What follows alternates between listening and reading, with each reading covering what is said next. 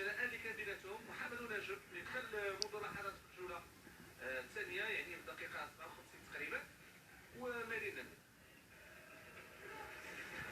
فجيد، حكم دولي، حكم متمرس، عنده حضور ديالو على مستوى الدوري الوطني المغربي وحتى على مستوى الملاعب الافريقيه. هنا يعني حركه بسيطه خلات جوج ديال اللاعبين يغادروا قاع الملعب بهذه الطريقه وبهذا الشكل هذه.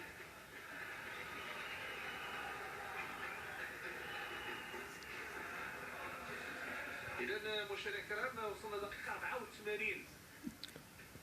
هنا تغيير تكتيكي